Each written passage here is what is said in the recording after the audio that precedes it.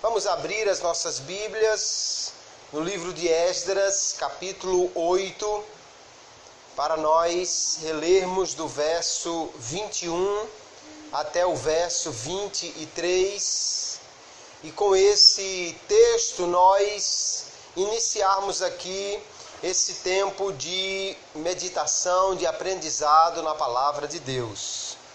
Diz assim a palavra do Senhor: Então apregoei ali um jejum junto ao rio Ahava, para nos humilharmos diante da face de nosso Deus, para lhe pedirmos caminho direito para nós e para nossos filhos e para toda a nossa fazenda.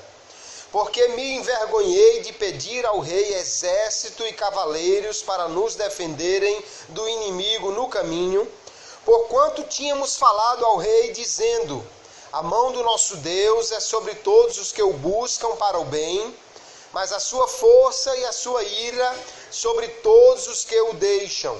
Nós, porém, jejuamos e pedimos isso ao nosso Deus, e moveu-se pelas nossas orações. Amém. E graças a Deus por sua palavra. Nós temos aqui, queridos irmãos, um texto onde o escriba Esdras estava retornando para Jerusalém depois do cativeiro babilônico. Já passados 70 anos, o povo começou a voltar. Algumas décadas depois que Zorobabel tinha retornado e reiniciado a construção do templo, Esdras voltou para trazer um ensino da lei para o povo. E ele diz aqui no texto que lemos, que ficou com vergonha de pedir ao rei que lhe desse uma escolta para levá-los até Jerusalém, uma longa viagem de Babilônia até Jerusalém. E, no entanto, ele recorreu a um poder maior do que o exército babilônico. Ele recorreu a Deus, isso através de jejum e oração. Ele diz: nós jejuamos e pedimos isso ao nosso Deus. E através desse seu jejum e a sua oração, ele diz: Deus moveu-se às nossas orações, porque nós jejuamos para nos humilhar diante dele, mostrando a nossa dependência, né? E lhe pedimos um caminho direito, que nos guiasse de acordo com a sua vontade. Esses são os princípios ideais que nós temos para a oração e o jejum, que serão o tema nesta noite para a nossa instrução na palavra de Deus. Quando nós falamos de oração e jejum, nós vamos ver que uma conexão exata entre oração e jejum não é descrita na Bíblia. Não diz assim: ore tanto e jejue tanto. A Bíblia nunca vai dizer: se você orar e jejuar desta e daquela maneira. Não há uma descrição exata de como fazer, nem há uma ordenança a esse respeito. Não há nenhum versículo que diga assim: ore e jejue por tanto tempo. Orai e jejuai, porque isto é bom.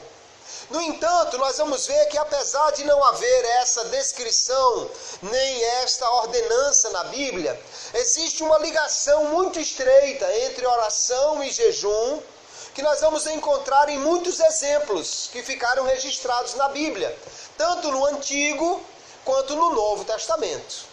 Nós já vimos aqui no texto que lemos de Esdras, que eles já tinham este hábito, esta prática espiritual de orar e de jejuar como um meio de se humilhar diante de Deus e de pedir alguma coisa ao Senhor. Nós vamos encontrar então essas duas disciplinas espirituais, oração e jejum, como ferramentas que juntas vão proporcionar ao crente um fortalecimento espiritual. São ferramentas indispensáveis, extraordinárias, que o crente não pode nem deve abrir mão de maneira alguma, mas deve fazer uso delas, porque nós vemos muitos registros na Bíblia onde homens e mulheres de Deus oravam e jejuavam e tiveram aí um fortalecimento da sua fé. São também armas poderosas na batalha espiritual, uma vez que elas nos ajudam a uma maior consagração, a uma maior santificação, a uma maior dependência, e essas são as características que nós precisamos ter para poder vencer as batalhas espirituais que nós enfrentamos. E são indispensáveis, então, para quem quer também crescer na sua experiência com Deus. Sem oração, e o jejum é uma maneira de nós também reforçarmos este quebrantamento diante de Deus. Sem isso, ninguém terá um verdadeiro crescimento espiritual, nem experimentará uma maior intimidade com Deus. Mas fazendo uso dessas disciplinas, nós poderemos realmente avançar neste campo tão precioso que é a intimidade com Deus. Nós nessa noite vamos aprender um pouco mais então sobre oração e jejum. O que é a oração, queridos irmãos? Quando nós olhamos para aquilo que a Bíblia nos mostra, a definição mais simples é que orar é falar com Deus, é conversar com Ele, é fazer uma comunicação entre a terra e os céus. Os céus não como um lugar distante, mas sim como uma outra dimensão espiritual, não é? que envolve esta dimensão natural onde nós vivemos e onde nós podemos então fazer esta comunicação direta com Deus. Sabe a coisa mais extraordinária que existe na oração?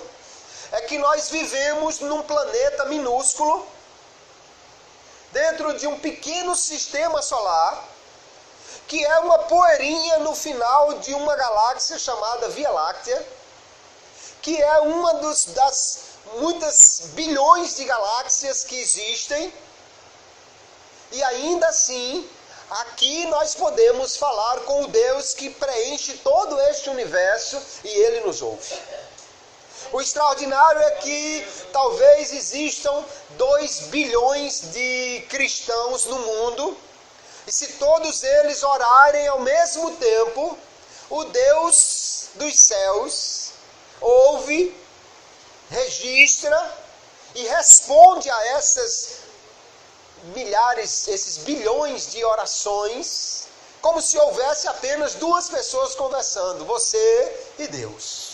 Isso é extraordinário, queridos irmãos. Orar então é entrar ou estar na presença do Senhor em espírito, por meio da fé, pelos méritos de Cristo. Eu não poderia ir lá pelos meus méritos, mas porque Cristo morreu por mim, eu posso ter acesso ao Santo dos Santos, ao lugar da presença de Deus em espírito, e pela fé eu posso falar com Ele, como um filho amado que tem certeza de que é ouvido, pois a nossa oração, Tiago diz que entrará nos ouvidos do Senhor dos Exércitos. Obviamente, ouvidos aqui é uma maneira de dizer, né? Deus não tem um corpo, mas Deus, quando diz que tem ouvidos, é porque Ele ouve, recebe todas as orações.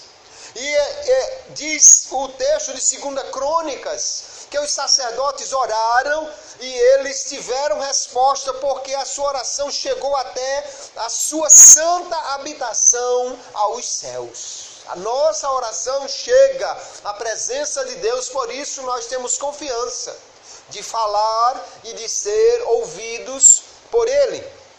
Orar então é apresentar as nossas dificuldades ao Deus, que é galardoador daqueles que o buscam.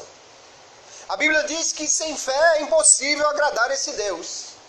Mas quando temos fé e vamos a Ele, nós entendemos que Ele recompensa aqueles que o buscam. Ninguém busca a Deus e sai de lá sem resposta ou sem algum benefício de sua parte. O simples fato de entrarmos na presença de Deus nos traz benefícios espirituais extraordinários. Além do mais, esse Deus a quem nós pedimos, com quem nós falamos, Ele pode fazer tudo muito além do que nós pedimos ou pensamos. O texto de Efésios 3:20 diz: ora, aquele que é poderoso para fazer tudo, Ele pode fazer qualquer coisa. E além disso, ele diz, Ele faz muito mais abundantemente além, ou noutra versão diz, infinitamente mais, daquilo que pedimos ou pensamos, segundo o poder que em nós opera. Esse Deus maravilhoso, esse Deus extraordinário, aquilo que eu não consigo nem alcançar no meu pedido, ou aquilo que eu não consigo nem imaginar com a minha mente, Ele é poderoso para fazer mais do que isso. Isso, queridos, deve ser um estímulo para nós orarmos cada vez mais. Então, orar é isto, é falar com Deus, é chegar a Ele, é ter certeza que é ouvido por Ele, que Ele pode fazer qualquer coisa. Quando nós olhamos para a Bíblia Sagrada, vemos que ela nos ordena a orarmos. A oração não é apenas uma opção, é um mandamento. Jesus mandou orai e vigiai. Muitos textos na Bíblia nos apresentam a oração como algo que nós devemos fazer, que nos é ordenado a fazer. Quem não ora, então, além de estar perdendo os benefícios que ela nos proporciona, está deixando de cumprir um mandamento bíblico. E a Bíblia manda que nós oremos com todo tipo de oração. A oração, ela é um meio de nós nos comunicarmos com Deus com múltiplos propósitos. Não é apenas uma forma de nós pedirmos. Tem gente que só associa a oração a fazer um pedido. Então vai à presença de Deus como quem vai ao supermercado celestial com uma notinha de compra. Senhor, eu preciso disso, disso, disso e disso, amém. Mas a oração é muito mais do que isso. Nós vamos ver que lá em 1 Timóteo, capítulo 2, verso 8, o apóstolo Paulo, ele diz, eu quero, e esse quero aqui, ele não está dizendo, é a minha vontade, Paulo, mas ele está falando como alguém que traz um mandamento de ordem superior e diz, olha, o que é para ser feito é isso. E o que é que ele quer? Ele diz que os homens orem em todo o lugar. Oração não é algo para fazer no templo, é algo para fazer em qualquer lugar que nós estejamos. Andando, caminhando, sentado, trabalhando, nós podemos orar, manter a comunicação com os céus. E ele diz que para nós orarmos, nós devemos levantar mãos santas. Mãos santas significa, irmãos, que nós temos na realidade uma vida de santidade. As mãos não são santas por si mesmas. Elas são instrumentos, né? Nós podemos fazer com elas coisas boas, coisas de santo, ou podemos fazer com elas coisas que santo não faz. Ele diz, mãos santas, sem ira nem contenda. Se nós temos um relacionamento perfeito com os irmãos, se nós temos um relacionamento perfeito com Deus, ou o melhor que pudermos, santo implica no relacionamento com Deus, sem ira nem contenda implica no relacionamento com os irmãos. É desta maneira que nós devemos orar em todo o lugar, e Deus certamente vai ouvir estas orações. Ainda escrevendo aos Efésios, capítulo 6, no verso 18, o apóstolo Paulo diz que nós devemos orar com toda oração e súplica. Todo tipo de oração, orando em todo o tempo, em todo momento da nossa vida, no Espírito, e para isso vigiando com toda a perseverança e súplica por todos os santos. Veja que ele fala sobre todo tipo de oração, todo momento de oração, toda perseverança na oração. Então nós vemos que nós podemos e devemos orar de muitas maneiras, queridos irmãos. Algumas orações não buscam uma resposta de Deus. A oração não é somente pedido, nós podemos ir a Deus e passar horas falando com Ele sem pedir nada. Da mesma maneira como podemos conversar com uma pessoa querida sem pedir coisa alguma e na realidade termos uma conversa agradável durante muito tempo. Outras orações buscam alterar uma circunstância na nossa vida ou na vida de outros. Deus, no entanto, deseja ouvir todas as orações. Só em sabermos que Deus quer ouvir a nossa oração, devia ser um estímulo para nós orarmos mais. Provérbios capítulo 15, o verso 8, diz assim: o sacrifício dos ímpios é abominável ao Senhor. O ímpio pode oferecer qualquer coisa para Deus, Deus não recebe. Mas a oração dos retos é o seu contentamento. Deus tem prazer na oração dos retos, dos justos. E nós somos justos pela fé em Jesus. Por causa da fé em Jesus fomos justificados. E Deus então tem prazer na nossa oração. Tem gente que acha que perturba Deus quando ora. Não, Deus não gosta quando você não ora. Quando você ora, Deus está satisfeito. Porque a nossa oração honra a Deus. A oração, queridos, ela não é para informar a Deus sobre alguma coisa. Tem gente que ora como se Deus não soubesse. Senhor, olha, está assim, está dessa maneira, eu estou passando por isso, como se fosse uma novidade para Deus, como se a gente estivesse informando, né? Às vezes o crente ora, Senhor, tu estás vendo a confusão aí, a carestia no mundo, isso assim. A oração não é para informar Deus, Deus já sabe tudo antes de você dizer. Antes de nós falarmos, Ele sabe até o que nós vamos falar. A oração, na realidade, queridos irmãos, é para declarar a nossa pequenez, a nossa limitação. E é para declarar também o poder de Deus, a sua grandeza, quanto nós confiamos e sabemos que Ele pode fazer qualquer coisa. Esse é o objetivo da oração. Não podemos esquecer disso quando formos orar. Não ore como se Deus não soubesse.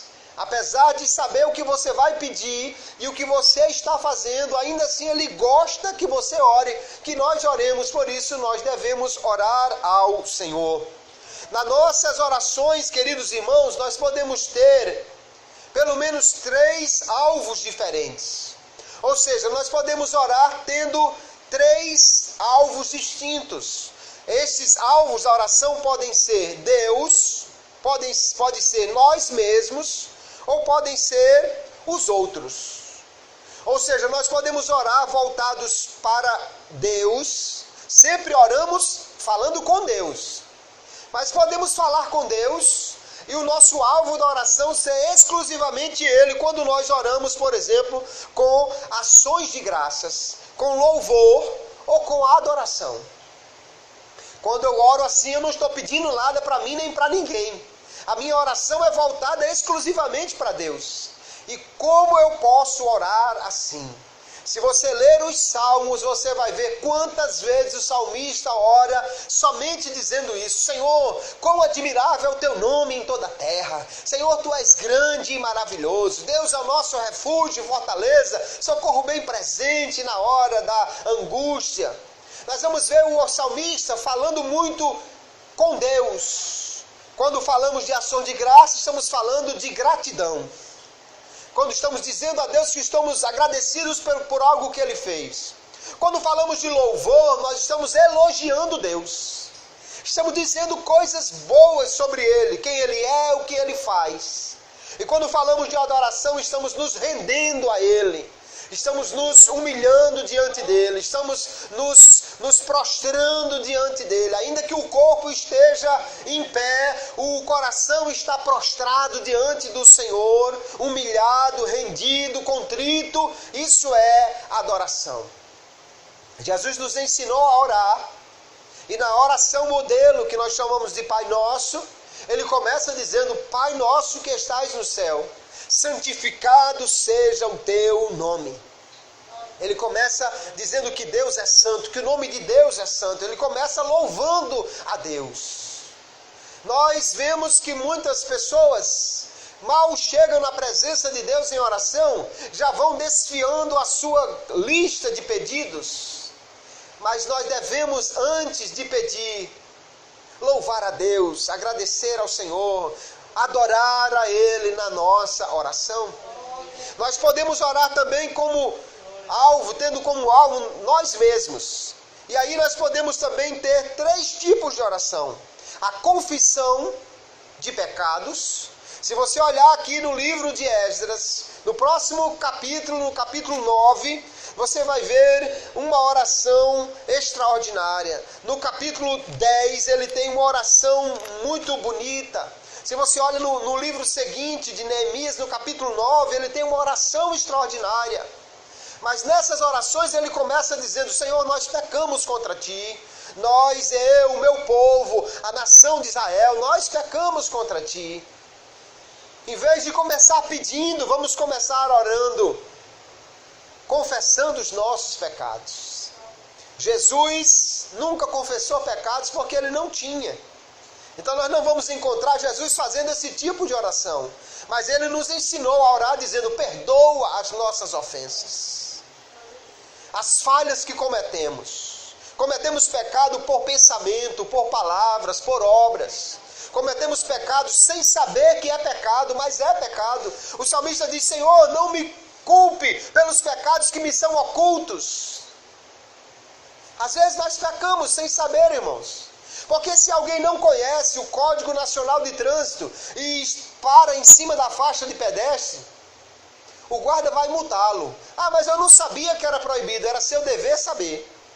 Então é errado do mesmo jeito, que saiba que não saiba. Nós às vezes pecamos sem saber que estamos pecando. Por isso sempre temos algo para confessar ao Senhor e pedir perdão por nossos pecados, por nossas ofensas, por nossas omissões, pelo que nós fizemos de errado ou deixamos de fazer o que deveríamos ter feito. Nós podemos pedir, e isso nós sabemos fazer muito bem, né? É o que nós mais fazemos na oração, é pedir, apresentar os nossos pedidos, as nossas necessidades. Isso não é errado. Jesus também nos ensinou na oração modelo, dizendo: o pão nosso de cada dia nos dá hoje. Então nós podemos pedir, sim, e o Senhor está pronto a responder as nossas orações. Também nós podemos orar, queridos, fazendo uma entrega a Deus. Nós pedimos, mas às vezes esquecemos de descansar e dizer: Senhor, está nas Tuas mãos. Dizer: Senhor, eu entrego a Ti. Senhor, agora é contigo. Senhor, eu não sei mais o que fazer. Mas vamos encontrar lá em Crônicas, capítulo 20, o rei Josafá orando e dizendo: Senhor, vem 3 exércitos aí. Nós não temos como vencê-los, mas os nossos olhos estão postos em Ti. Nós estamos olhando para o Senhor, esperando o que é que o Senhor vai fazer. Eu não tenho mais o que fazer. Orar entregando, se colocando diante de Deus, dizendo: Senhor, está aí, está nas Tuas mãos. A palavra de Deus não nos ensina, Pedro dizendo: lançando sobre Ele toda a vossa ansiedade, porque Ele tem cuidado de vós. Nós precisamos aprender a pedir, mas também precisamos aprender a entregar. E nós podemos orar tendo os outros como alvo da nossa oração, que é a intercessão. Interceder é colocar-se entre 2 pessoas. Neste caso, nos colocamos entre Deus e aquela pessoa por quem nós pedimos. E apresentamos: Senhor, abençoa o pastor fulano, abençoa a irmã fulana, abençoa o irmão fulano, abençoa os missionários, abençoa assim o nosso país, a nossa cidade. E nós vamos orando, estamos intercedendo. E Deus muitas vezes, irmão, nos desperta para interceder pelos outros. Se você acordar no meio da madrugada e veio à sua mente o irmão fulano ou a irmã fulana, acordei, sonhei com o irmão, ou acordei e fiquei me lembrando da irmã, isso pode ser o Espírito Santo lhe chamando para interceder por ele. E muitas vezes Deus levanta alguém para interceder, porque o irmão está lá necessitado de uma oração, e assim Ele nos desperta para nós orarmos uns pelos outros. Então veja quantas orações ou quantas formas diferentes de orar. Se você começa a orar e você começa a lembrar dessas maneiras diferentes de orar e colocar isso em prática, se o dirigente do trabalho de oração encerrar a oração com menos de 40 minutos, você vai ficar chateado com ele porque não deu tempo a orar tudo que você queria orar. Quando você vê alguém orar muito pouco, e hoje infelizmente nós vemos pessoas que às vezes chegam na igreja, no trabalho de oração, as pessoas se ajoelham e com 5 minutos, 10 minutos no máximo já tem gente sentada, já tem gente que não tem mais o que orar. Mas infelizmente é porque, primeiro, não sabe orar. Porque se soubesse dessas diferentes formas de oração, poderia estar ainda louvando a Deus, adorando a Deus, poderia estar ali confessando os seus pecados, poderia estar intercedendo pelos outros, mas acha que a oração é só entregar um pedido, a sua lista era pequena naquele dia, acabou a sua oração. Ou então, são pessoas que não têm prática na oração, não têm experiência na oração. Mas nós só podemos ter experiência na oração se nós orarmos. E só vamos orar bem se nós conhecermos sobre a oração. Então, como é importante nós estudarmos sobre a oração. Agora, não podemos ficar só na teoria. Precisamos colocar isso aqui em prática e orar, colocando diante de Deus todas essas questões que são tão importantes. Orar, queridos irmãos, é algo fundamental para o crente. E quando nós olhamos para a Bíblia, a quem devem ser dirigidas as nossas orações? Nós devemos orar ao Deus Pai, porque essa é a maneira mais básica que a Bíblia nos ensina. A maioria das orações que nós temos na Bíblia são os crentes falando com Deus, o Pai. Jesus orava assim, nos ensinou a orar assim, como ele ensinou. Começa a oração assim: Pai nosso que estás nos céus. Então nós nos dirigimos a Deus, o Pai. Nós temos, por exemplo, Mateus capítulo 6, o verso 6. Jesus disse: mas tu quando orares, entra no teu aposento, fechando a tua porta, ora a teu Pai que está em oculto, e teu Pai que vê secretamente te recompensará. E no primeiro verso da oração modelo, portanto vós orareis assim: Pai nosso, que estás nos céus, santificado seja o teu nome. Orar a Deus o Pai é a forma mais elementar de oração que a Bíblia nos ensina. João 16, verso 23, Jesus ensinou: naquele dia nada me perguntareis. Na verdade vos digo que tudo quanto pedides a meu Pai, em meu nome, Ele vos há de dar. Glória a Deus. Essa é a fórmula da oração que Deus responde. Tem gente ensinando por aí assim: peça à mãe que o filho atende. Jesus nunca ensinou isso. Na verdade, o que ele ensinou foi: peça ao Pai em nome do Filho que ele atende. Essa é a oração que ele nos ensinou. Nós vamos ver o apóstolo Paulo muitas vezes nos ensinando também assim, a orar ao Pai, como Efésios 5:20, dando sempre graças por tudo ao nosso Deus e Pai, em nome de nosso Senhor Jesus Cristo. Então nós oramos: Pai, em nome de Jesus, nos chegamos à tua presença. Ou oramos: Pai, nós pedimos assim, assim, assim, em nome de Jesus. Amém. Essa é a nossa oração modelo.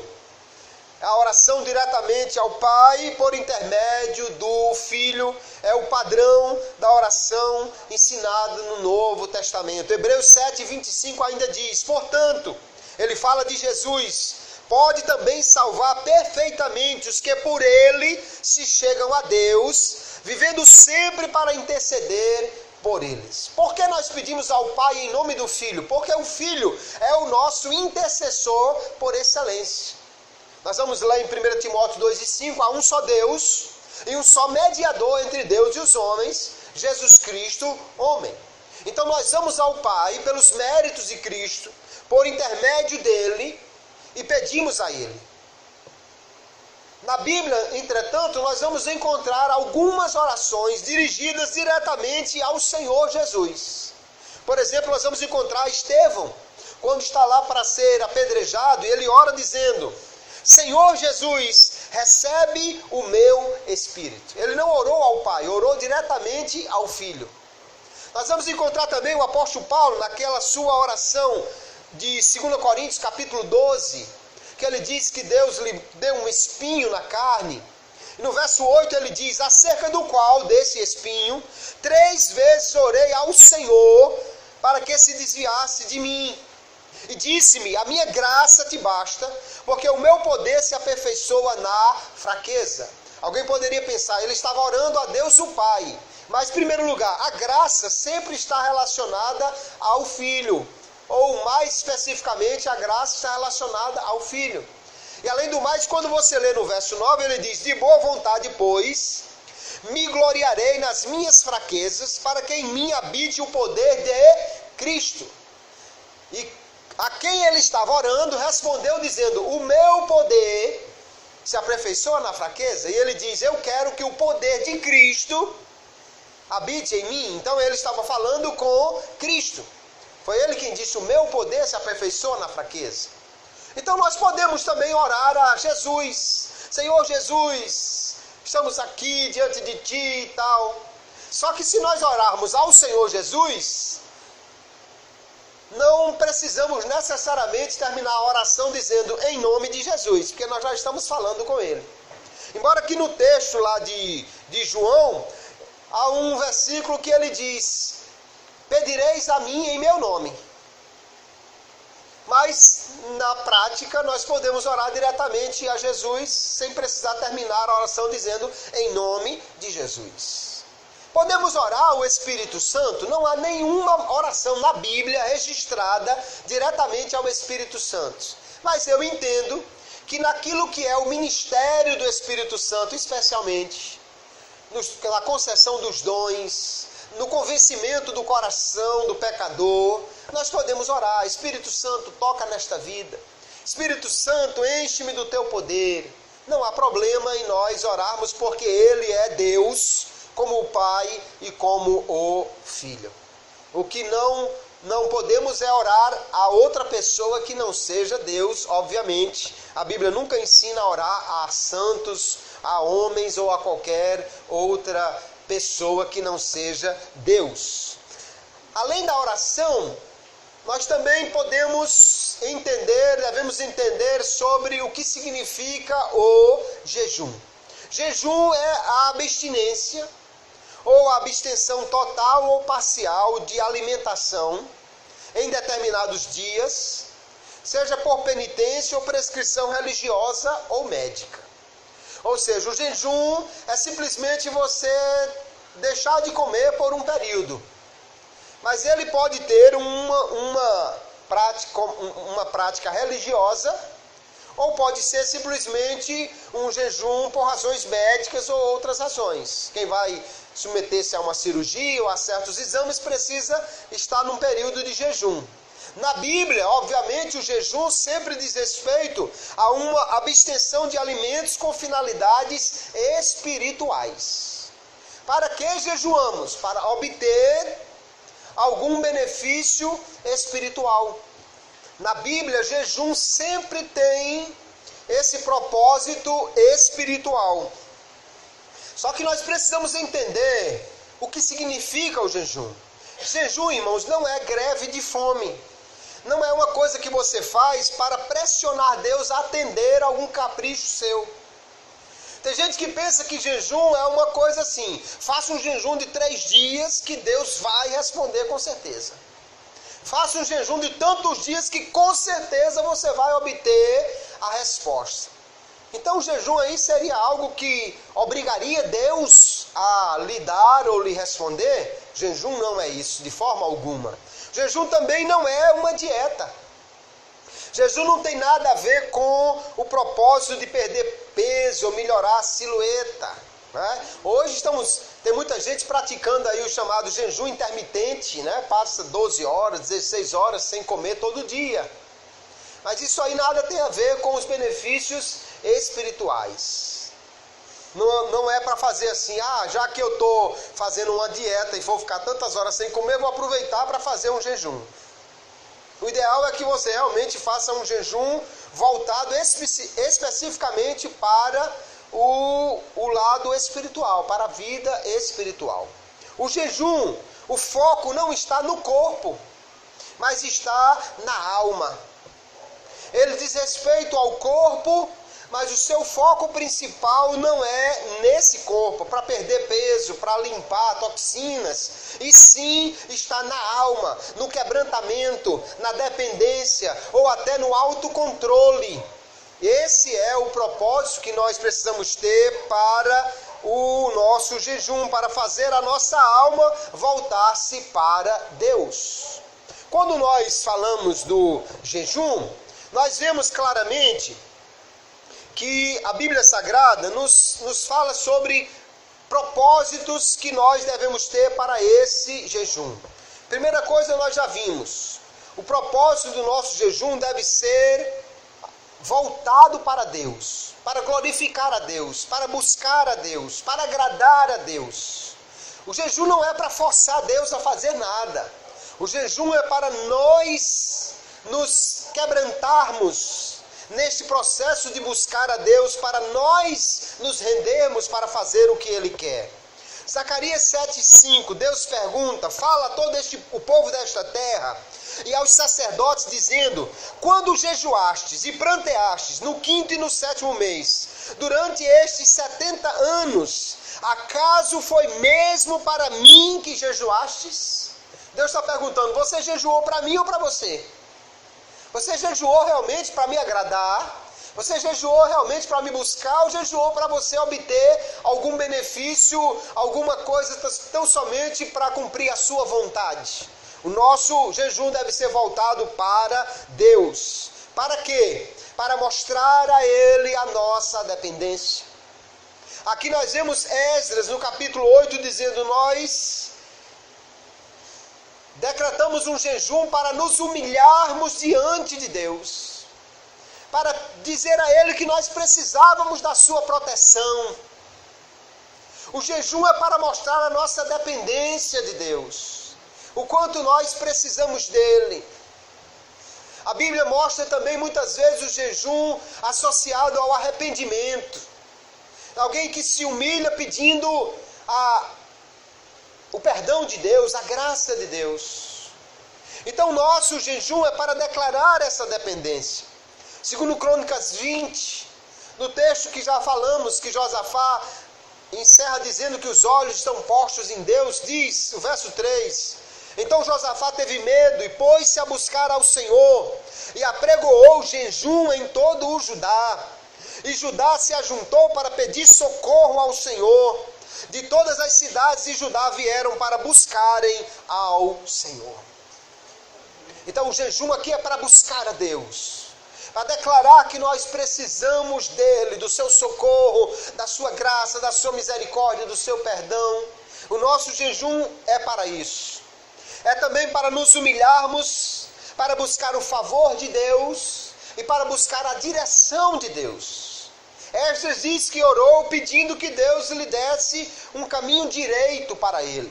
Nós vamos encontrar na Bíblia o salmista dizendo, quanto a mim, estando eles enfermos, vestia-me de cilício, de pano de saco, humilhava-me com jejum e orava de cabeça sobre o peito, reclinado, humilhado.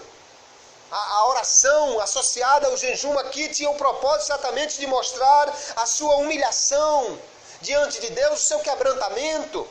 Nós vamos ver lá em Atos capítulo 13 que diz, e servindo ao Senhor e jejuando, disse o Espírito Santo, apartai-me a Barnabé e a Saulo para a obra que eu os tenho chamado. Então, jejuando e orando, e pondo sobre eles as mãos, os despediram.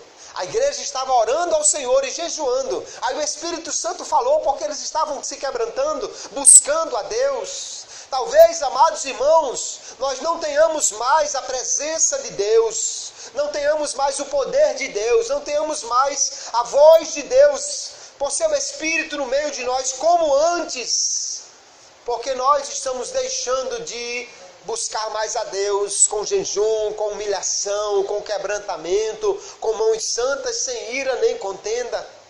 Aqui então, Eles estavam orando e Deus falou e deu uma direção. Faça assim, separe esses dois para a obra. Nós podemos orar assim, junto com o jejum. O jejum também, queridos irmãos, é para exercer domínio sobre a nossa alma, sobre a nossa vontade, para dominar os nossos apetites.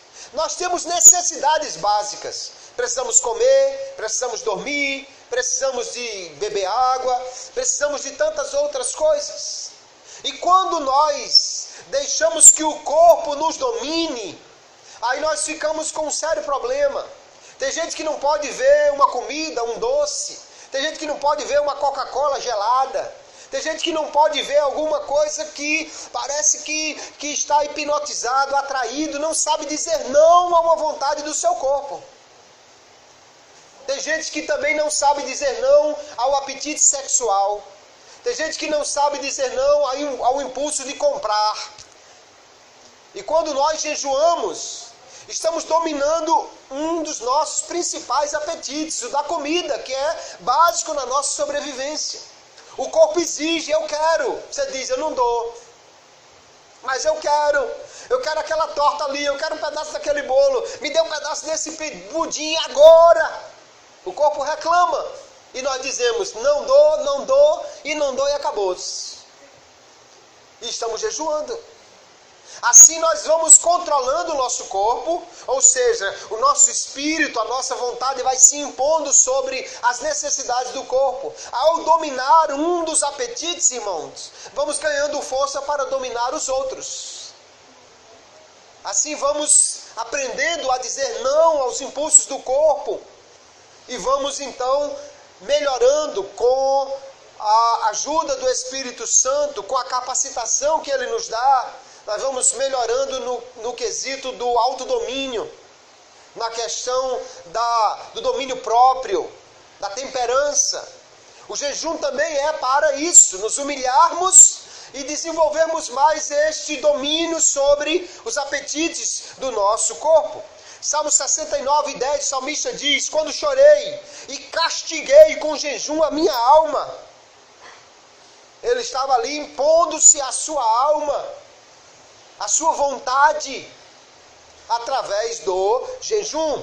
Nós assim podemos usar o jejum e ainda como reforço na nossa consagração para a batalha espiritual. O propósito do jejum na batalha espiritual não é nada mais do que nos colocar mais dependentes de Deus, nos quebrantarmos diante de Deus. Esquecemos o nosso corpo para alimentar mais o nosso espírito. Quebrantar a nossa vontade para ceder à consagração, à vontade de Deus. Quanto mais nos alinhamos com a vontade de Deus, e mais nos enchemos do Espírito Santo e mais fortes estamos para a batalha espiritual. Então o jejum, Jesus disse lá em Mateus capítulo 17, verso 21, embora esse versículo não esteja em todos os manuscritos, mas ele está de acordo com o verso paralelo em Marcos, que nos fala da mesma coisa, Jesus dizendo, esse tipo de demônio, essa casta de demônio, não se expulsa senão pela oração. E algumas versões vão acrescentar então, e pelo jejum. A oração e a fé é que são fundamentais. No nome de Jesus, porque ele disse, esses sinais seguirão os que crerem em meu nome, expulsarão os demônios. O jejum aí é um reforço exatamente para esta consagração, para nós nos colocarmos em dependência diante de Deus. Então o jejum tem esses propósitos, voltados para Deus, para agradá-lo, para nos rendermos, para nos humilharmos, para deixar o nosso corpo mais voltado para as coisas espirituais e para nos enchermos do poder de Deus. Esse é o propósito do nosso jejum. E se nós vamos jejuar, devemos observar esses propósitos. A Bíblia também nos mostra algumas maneiras como nós devemos jejuar. O jejum, segundo o que nós vemos na Bíblia, pode ser total, ou seja, quando você não come bebe por um período. Ele pode ser também parcial, quando alguém só deixa de comer, mas bebe alguma coisa. Ou até mesmo quando ele deixa de comer certos tipos de alimentos e se alimenta apenas de uma comida mais leve ou de uma comida vegana ou vegetariana. Nós vamos encontrar, por exemplo, Esté, capítulo 4, verso 16, ela dizendo: vai e ajunta todos os judeus que se acharem em Suzã e jejuai por mim, e não comais, nem bebais por 3 dias, nem de dia nem de noite. Ela estava conclamando aquele povo a fazer um jejum total de 3 dias. Não é fácil esse tipo de jejum. E não deve ser feito por quem não tem experiência em jejuar. Não comece a sua caminhada de jejum fazendo esse tipo de jejum, porque você vai ter problemas. Comece com poucas horas. Se você quer expandir mais e não tem experiência, faça um jejum parcial e não total. Nós vamos encontrar lá em Mateus capítulo 4, diz que Jesus durante 40 dias não comeu, mas não diz que ele não bebeu. Se ele não tivesse bebido, a fome seria menor do que a sede seria muito maior. Então o diabo, em vez de tentar dizendo, transforma essas pedras em pão, ele talvez tentasse dizendo, transforme alguma coisa em água. Porque quando você passa muito tempo sem comer e sem beber, a sede é mais castigadora do que a fome. Você aguenta um período maior de fome do que um período de sede. Por quê? Porque o nosso organismo tem reserva de gordura, mas não tem reserva de água. Nós precisamos de água. Nós vamos encontrar lá em Daniel capítulo 10 um jejum que era também parcial. Ele deixou de comer a comida pesada, os manjares, as carnes, os vinhos, e passou a tomar somente água e legumes. São tipos diferentes de jejum. Ele pode ser também individual ou coletivo. Daniel 10:3, ele diz, manjar desejável não comi, nem carne nem vinho entraram na minha boca, nem me ungi com unguento, até que se cumpriram as 3 semanas. Ele passou 3 semanas, né? Aí 21 dias, mas ele diz que apenas não comeu certos tipos de alimentos. Se ele tivesse ficado sem comer totalmente, isso aqui seria um jejum muito perigoso. Ninguém deve fazer um jejum tão prolongado sem ter muita experiência ou sem ter uma direção muito precisa de Deus.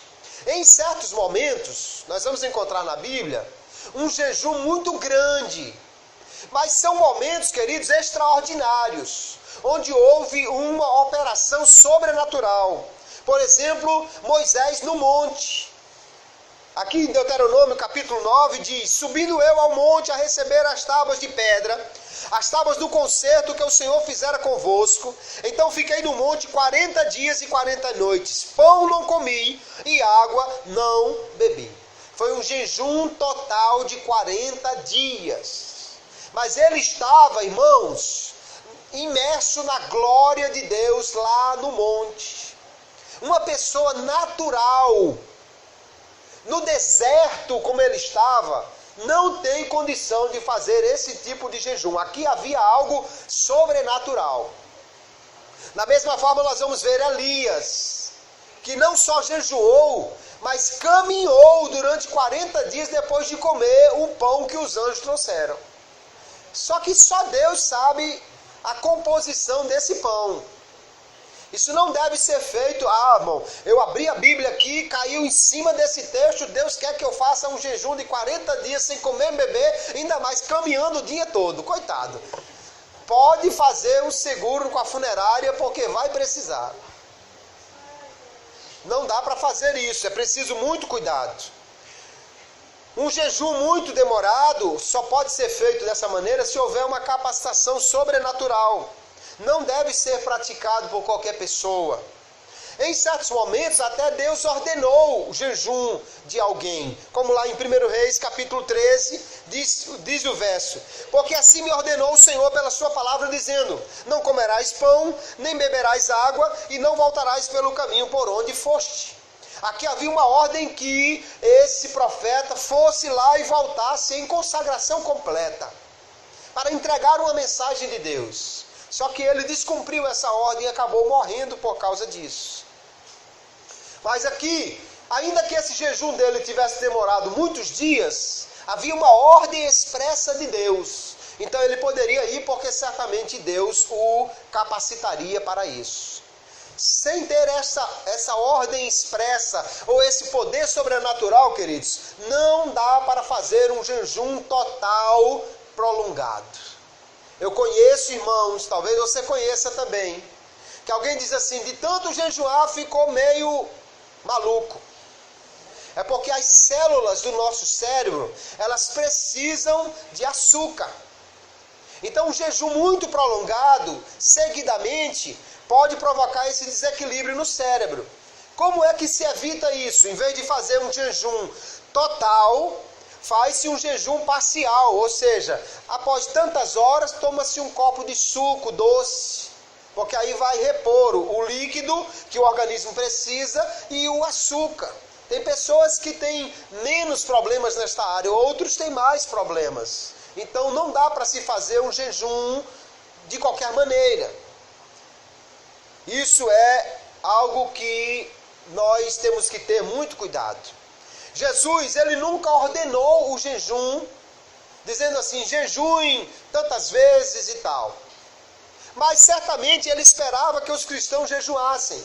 Porque lá em Mateus capítulo 6, ele diz assim, e quando jejuardes, ou seja, ele esperava que nós jejuássemos. O que ele nos ensinou é, quando você for jejuar, não vos mostreis contristados como os hipócritas, porque desfiguram os seus rostos para que os homens pareçam que jejuam.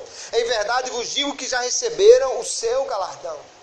Jesus não disse jejuem, mas ele esperava que nós jejuássemos. Mas ele disse, quando você jejuar, não faça uma coisa para chamar a atenção das pessoas. Nós vamos ver isso com mais calma logo adiante.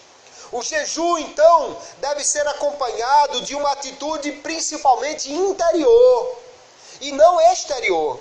Os fariseus jejuavam para mostrar que estavam jejuando. Então não penteavam o cabelo, não passava azeite no rosto, que era a maneira deles como que hidratar a pele, proteger a pele, mostrar alegria. Então ficava aquele sujeito desgrenhado. Se fosse nos nossos dias aqui, sem pentear o cabelo, sem tirar a remela dos olhos, sem escovar os dentes, lá sentado na praça. Irmão, o que é isso, pelo amor de Deus? Ah, porque eu estou jejuando. Ah, esse irmão é muito quebrantado. Jesus disse, não faça isso. E pelo contrário, a palavra de Deus nos recomenda é que nós devemos mudar o coração quando jejuamos. Olha o texto de Joel, capítulo 2.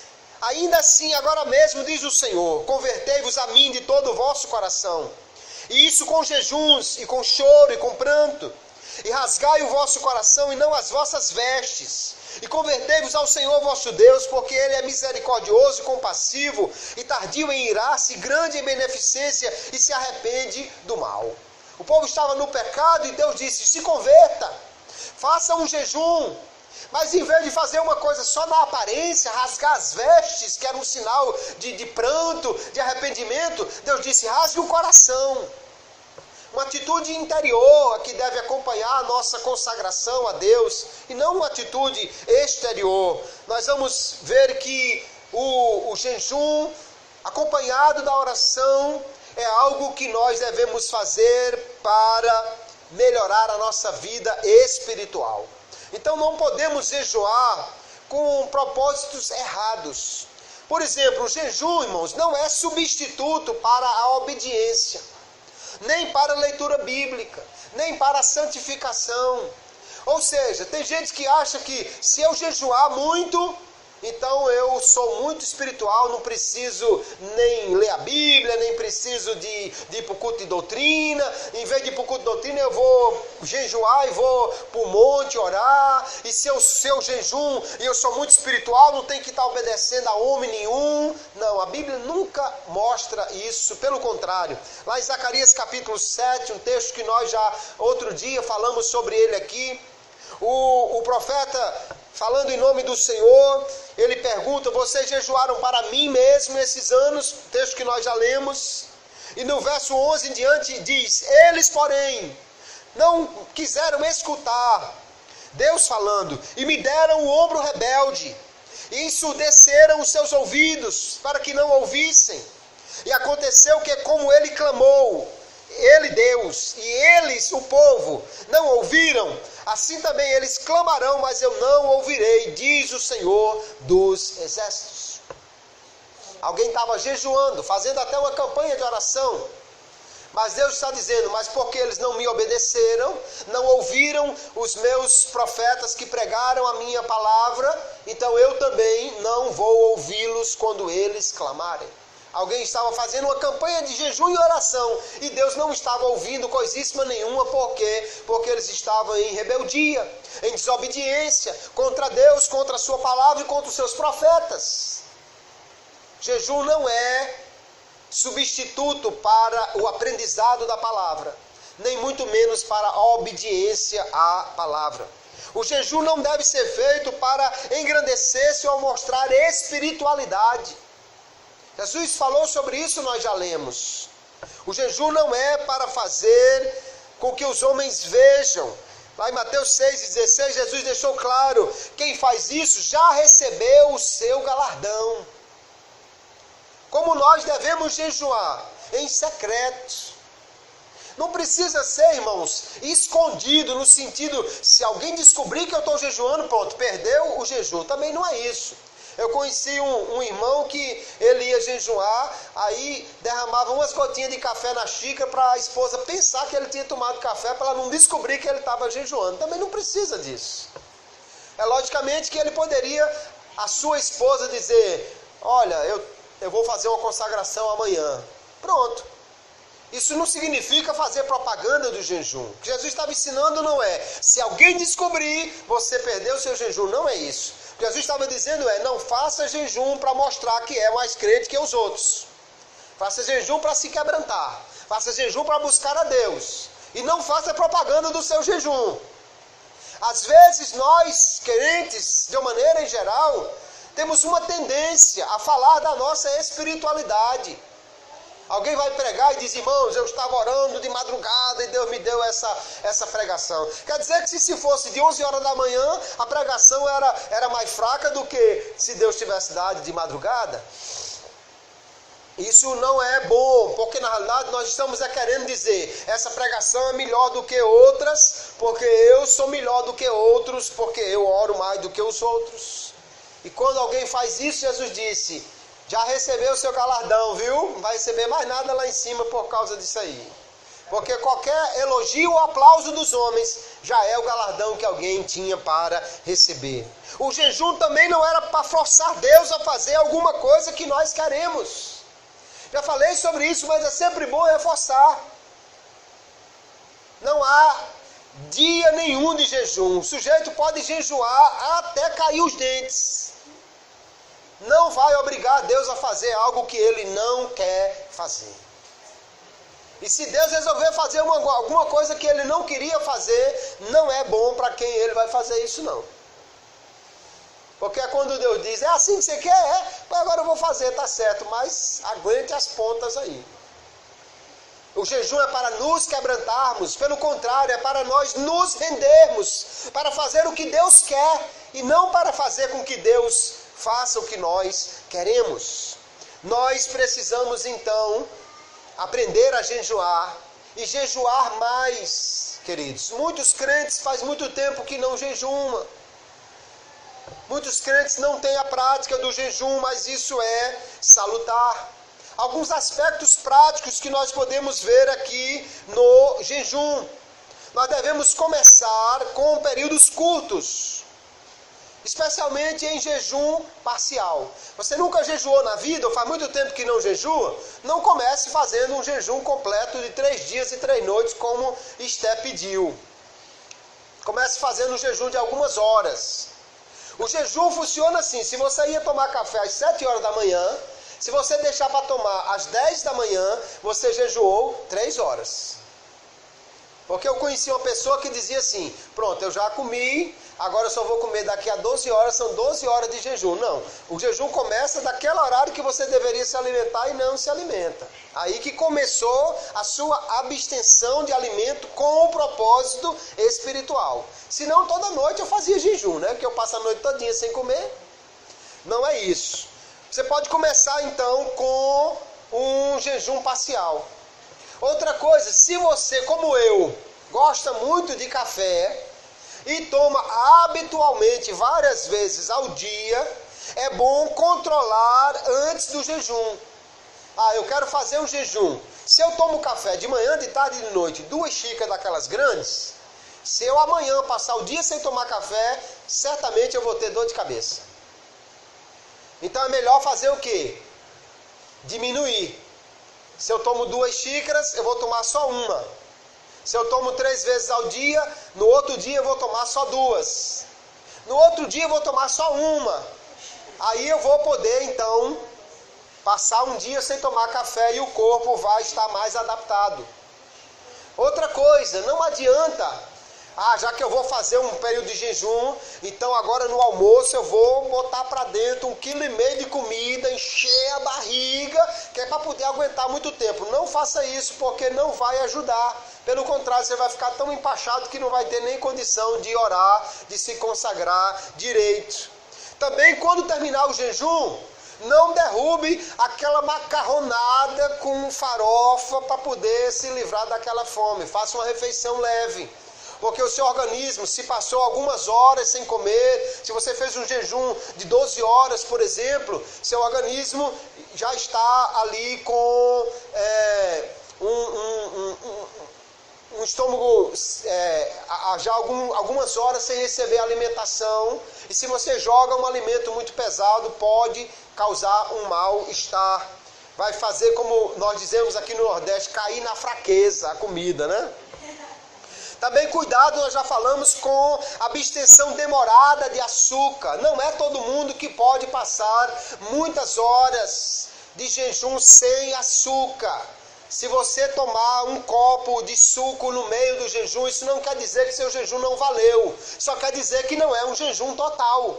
Mas para muitas pessoas isso é importante. Também, quem vai começar não deve fazer jejuns prolongados e absolutos sem experiência ou recomendação médica. Algumas pessoas até, queridos, não devem fazer jejuns totais ou não devem fazer jejuns prolongados. Grávidas não podem fazer jejum prolongado e total. Diabéticos não podem fazer jejum prolongado e total. Cardiopatas, pessoas com problema no coração, não podem e não devem fazer esse tipo de jejum. Pessoas que têm gastrite, úlcera, não podem fazer esse tipo de jejum. Há uma ocasião aqui na Bíblia que é interessante, que Jesus disse que não queria que o povo continuasse em jejum. Mateus capítulo 15, verso 32, né? Jesus, chamando os seus discípulos, disse: tenho compaixão da multidão, porque já está comigo há 3 dias e não tem que comer, e não quero despedi-la em jejum, para que não desfaleça no caminho. Se eles continuassem fazendo jejum aqui e fosse caminhar de volta para casa, ia ter um bocado que ia ficar pelo caminho. Jesus disse: não quero que façam esse jejum. Então o jejum, queridos, não é um sacrifício até você cair, desmaiar. Não, o jejum é algo que deve ser controlado para você se quebrantar diante de Deus. Oração em jejum, nós vamos ver que apesar de não ter um versículo ou muitos versículos falando sobre a prática disso, mas nós vamos ver muitas vezes na Bíblia que as duas coisas estão associadas. Lá em Lucas capítulo 2 fala de uma mulher, Ana, que era viúva, de quase 80 anos, não se afastava do templo, servindo a Deus em jejuns e orações de noite e de dia. Essa mulher vivia consagrando-se a Deus, jejuando e orando.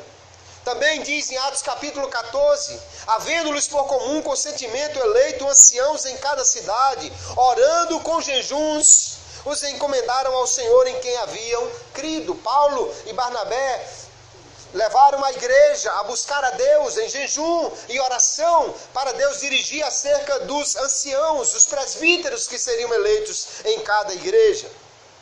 Se nós vamos tirar um período de oração e jejum, podemos fazer isso acompanhado de leitura, de meditação na palavra de Deus. Ou seja, reserve um tempo que você possa realmente se dedicar ao Senhor. Um dia, um meio-dia, um período.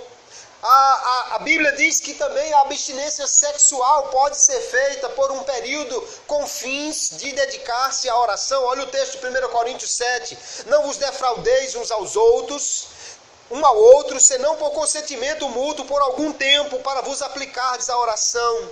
E depois ajuntai-vos outra vez, para que Satanás vos não tente pela vossa incontinência. O marido ou a mulher combinam, ele diz, consentimento mútuo, para passar um período de abstinência também nesta área sexual, para se dedicar à oração. E não pode ser prolongado. Não faça aquela campanha de 3 semanas nesse propósito, porque Satanás, ele diz, vai vos tentar pela vossa incontinência, pela abstenção disso aí. É melhor que o jejum seja praticado num dia em que se possa dedicar tempo para isso e que não haja esforço físico. Não vá fazer um jejum, vou fazer um jejum, uma consagração amanhã, mas eu vou trabalhar, eu vou lá não sei aonde, vou caminhar, carregar um cesto na cabeça, levar um negócio, subir umas escadas. Aí tem gente que esquece que o organismo está sem alimento, e já diz o velho ditado que saco vazio não se põe de pé, e aí cai. Né? Tem um passamento, como a gente diz, né? Por quê? Porque estava sem alimento e foi fazer um esforço físico. Se é um dia, irmãos, de intensa atividade na igreja, que você vai caminhar para a igreja e vai fazer uma evangelização e tal, é melhor fazer o jejum no dia anterior. E se alimentar no dia que vai de casa em casa evangelizar, para não estar desmaiando na rua por falta de energia no corpo, né? Nós também podemos fazer um jejum acompanhado, esse jejum de alimento, também de coisas que nos roubam a atenção. Nós podemos fazer um jejum de televisão nesse dia também, um jejum de internet nesse dia também, um jejum de Facebook, WhatsApp, Instagram nesse dia também, que é para voltarmos exclusivamente para buscar ao Senhor. Aí esse jejum de televisão, Instagram, não sei o que, pode ser mais prolongado. Você pode fazer os dias que você quiser, não tem problema nenhum, não vai lhe trazer nenhum prejuízo. Pelo contrário, vai talvez até trazer muitos benefícios. Então, queridos irmãos, o jejum, combinado com a oração, deve fazer parte das práticas devocionais do cristão, com o objetivo de buscar a Deus e de fortalecer a sua fé. Se você não jejuma, experimente. Reserve um dia na semana, reserve um dia no mês, reserve um tempo para jejuar. Eu não posso jejuar muito tempo. Jejue algumas horas. Deveria tomar café da manhã, corte o café da manhã, deixe para almoçar. Serão aí talvez 4 ou 5 horas de jejum. Depois você vai, eu não almocei, tomei só um copo de suco. Aí o jejum se transformou em parcial, mas pode se prolongar por mais um tempo. E assim você vai ganhando mais experiência até poder fazer do jejum uma prática e mais intensiva. A palavra de Deus nos mostra como nós devemos orar e nos fala também sobre o jejum. Nós precisamos entender que é necessário tomar alguns cuidados, não pode ser feito de qualquer maneira, especialmente o jejum. E nós devemos evitar abusos para orar e jejuar com sabedoria. Tudo que nós devemos fazer, irmãos, tem que ter um propósito sábio e santo. O crente que ora, o crente que jejuma, o crente que lê a Bíblia, o crente que medita nela, o crente que vem para o culto de doutrina, que pratica os ensinos da palavra de Deus, que vive buscando e servindo a Deus, esse crente terá uma fé madura, uma fé robusta. Portanto, vamos reservar tempo para oração e vamos praticar o jejum, porque isso vai fortalecer a nossa vida espiritual. Se nós comemos para fortalecer o nosso corpo, nós praticamos o jejum para fortalecer a nossa alma, o nosso espírito. Se alimentamos o nosso corpo com comida, alimentamos também a nossa alma, o nosso espírito com a palavra de Deus e com a oração quando nos voltamos para o Senhor. Orar também, queridos, pode incluir um período de silêncio. Porque a gente não lembra, às vezes, que oração é uma conversa. E tem gente que fala, amém. Não dá tempo nem Deus falar. Quando Deus vai falar, Ele já disse amém. Então nós podemos simplesmente estar na presença do Senhor. O salmista diz assim: a minha alma para com Deus é como uma criança desmamada. Você sabe o que é uma criança desmamada? Que está no colo da mãe só pelo calorzinho de estar ali. Ela não está procurando o peito, ela já está satisfeita. Ela está ali só pelo prazer de estar juntinho da mãe. Assim também nós podemos estar nos pés de Jesus. Já pedi tudo o que tinha, já agradeci, já orei. Agora eu vou ficar ali só. Senhor, Tu és maravilhoso. E fico um tempo na presença de Deus, em silêncio, esperando Deus falar comigo. E Deus fala, se não numa voz audível, mas na lembrança que o Espírito traz de um versículo que você leu, na lembrança que Ele traz de alguém para você interceder. Nós precisamos praticar a oração com tempo, para que nós possamos assim ganhar mais experiência na nossa vida espiritual e no nosso relacionamento com Deus. Amém, queridos? Que Deus os abençoe e que nós possamos colocar em prática tudo o que nós aprendemos hoje aqui. Deus abençoe a todos em nome de Jesus.